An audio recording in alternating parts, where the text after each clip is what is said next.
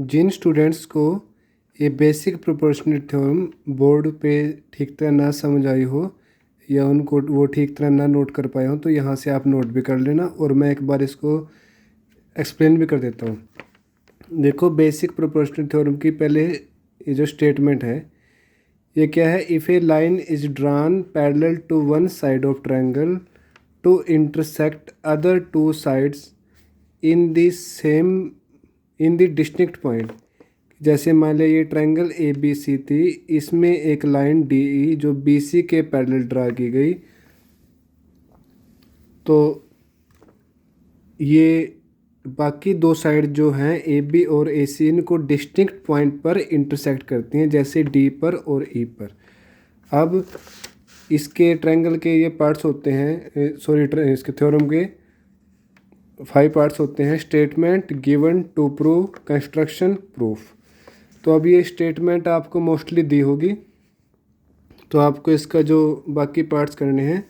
तो ये गिवन क्या है, देखो इसमें A triangle A B C in which D E, इसमें ये पहले दिया होगा कि डी ई पैरेलल है बी सी के। उसके बाद हमें प्रूव क्या होगा, क्या करना पड़ेगा कि A D by D B equal to है ए ई बाई ई सी, ये हमें प्रूव करना है। फिर है उसका कंस्ट्रक्शन पार्ट कि ड्रा, ये जो ई एफ है वो ए डी के परपेंडिकुलर एक लाइन ड्रा की, ये परपेंडिकुलर का साइन है। और ऐसे ही डी जी जो है वो ए ई के परपेंडिकुलर लाइन ड्रा की। उसके बाद join B E and D C, B E और डी सी को जॉइन कर लिया स्टूडेंट्स। उसके बाद इसका प्रूव पार्ट है, जैसे कि ये ट्रायंगल ए डी ई है। अब अगर हम ट्रायंगल का जो एरिया ले वो होता है 1/2 बेस इंटू परपेंडिकुलर। तो जो यहाँ से ट्रायंगल ए डी ई है उसका बेस है ए डी और उसके ऊपर जो हाइट है या जो परपेंडिकुलर है वो है ई एफ। तो area of the triangle A D E आ जाएगा 1/2 A D into E F, because area of triangle equal to 1/2 base into perpendicular. ये आपके लिए एक्सप्लेनेशन भी लिखी गई है। उसके बाद अगर हम इस ट्रायंगल की बात करें डी ई बी की, तो वो क्या आएगा, area of the triangle D E B वो इक्वल टू आ जाएगी 1/2 डी बी। तो इस ट्रायंगल का बेस है और इसके ऊपर देखिए हाइट है ये ई एफ। अगर हम ये बेस इसका डी बी ले तो ये जरूरी नहीं है कि जो ये हाइट होगी ये डी बी के ऊपर ही लगेगी। हाइट का मीनिंग ये है कि अगर हम डी बी को आगे एक्सटेंड कर ले और यहाँ जो ई पॉइंट है इससे इसके ऊपर एक परपेंडिकुलर ड्रा करें या जो हाइट लें तो वो ये ई एफ है। तो ये ई एफ आ जाएगी पैरेलल, ये परपेंडिकुलर टू डी बी। तो ऐसे ही area of the triangle D E B आ जाएगा 1/2 बेस, ये जो डी बी है, और इनटू जो हाइट है ई एफ। तो ये आ गया ये। उसके बाद जो ये क्या करेंगे, इन दोनों का रेशो निकाल लेंगे। तो ये हमने ये रेशो लिया, area of the triangle A D E by area of the triangle D E B. Area of the triangle A D E था 1/2 A D into E F, और ऐसे ही area of the triangle D E B था 1/2 D B into E F. Next क्या हुआ, जो ये 1/2 ऊपर भी है नीचे भी, तो ये कैंसिल हो गए स्टूडेंट्स। और ये ई एफ ऊपर भी है नीचे भी है, तो ये कैंसिल हो गए। तो यहाँ से आ जाएगा area of the triangle A D E by area of the triangle D E B equal to आ गया A D by D B.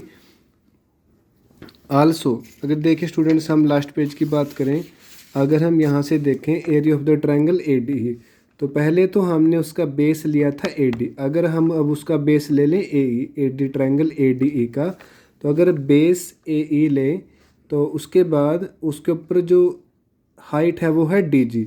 तो इसका एरिया ऐसे भी आ सकता है 1/2 ए ई इंटू डी जी। तो यही हमने यहाँ राइट किया है 1/2 A D 1/2 A E into D G. Similarly जो ये नेक्स्ट ट्रायंगल हमने ली है ये है डी ई सी। अगर इसका बेस लें ई सी तो उसके ऊपर हाइट है ये डी जी। तो इसका एरिया आ जाएगा 1/2 ई सी इंटू जो इसके ऊपर हाइट है वो है डी जी। तो ये 1/2 ए सी इंटू डी जी, 1/2 ई सी इंटू डी जी। उसके बाद जैसे लास्ट उसमें किया था जो पहले हमने ट्रायंगल ली थी उनका रेशियो निकाला था उनके एरिया का। अब ये जो ADE है और DEC है इनके एरिया का रेशियो निकाल लेंगे। Area of the triangle ADE by area of the triangle DEC। तो यहाँ से क्या आ जाएगा स्टूडेंट्स, ये 1/2 यहाँ से कैंसिल, ये DG कैंसिल, ये आ जाएगा AE बाय EC। तो ये आ गया स्टूडेंट्स, देखिए area of the triangle ADE by area of the triangle DEC आ गया, ये equal to AE by EC। और अब ये देखिए स्टूडेंट्स, जो ये हमने ये जो इससे पहले इक्वेशन थी, area of the triangle ADE by area of the triangle DEB, ये हमारा आया था AD बाई DB। और इस ये जो दो इक्वेशन है 1 और 2, इनमें ये डिफरेंस देखिए, ऊपर area of the triangle ADE है और यहाँ भी area of the triangle ADE है, और यहाँ है एरिया ऑफ द DEB और यहाँ है एरिया ऑफ द DEC। तो अगर हम ये प्रूव कर दें कि area of the triangle DEB जो है वो है area of the triangle DEC, तो ये दोनों साइड प्रूव हो जाएंगे।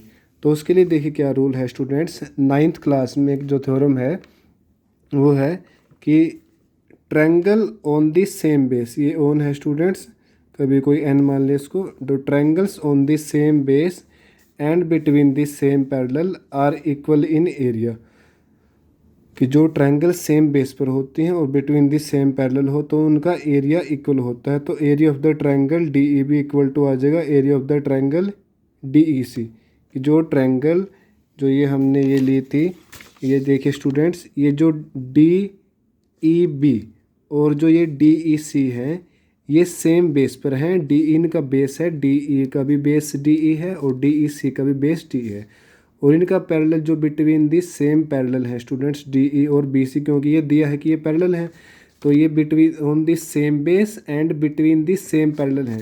तो क्या होगा, इनका जो एरिया है वो इक्वल हो जाएगा, area of the triangle DEB equal to आ जाएगा area of the triangle DEC। तो ये इक्वेशन मान ली थर्ड। अब देख स्टूडेंट्स, जैसे आपको बताया था कि अगर ये इक्वेशन 1 है, अगर ये DEB का एरिया DEC के इक्वल आ जाए तो फिर तो ये साइड इनके लेफ्ट हैंड साइड और ये लेफ्ट हैंड साइड ये सेम हो जाएगी, इक्वल आ जाएगी। तो अगर ये इक्वल है तो इनकी राइट हैंड साइड भी आपस में इक्वल होगी। तो हम क्या लिख सकते हैं यहाँ से डायरेक्टली कि from equation 1, 2 and 3 AD by DB equal to AE by EC।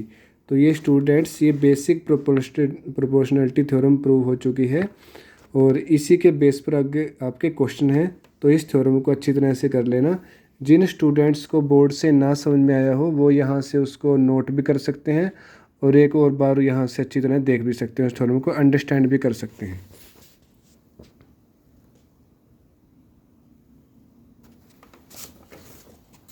ये इसका फर्स्ट पेज है स्टूडेंट्स और ये सेकंड पेज है। ये पूरे कंप्लीट नोट्स हैं इस थ्योरम के। अगर आप इतना लिखोगे तो बहुत है एग्जामिनेशन पॉइंट ऑफ व्यू से।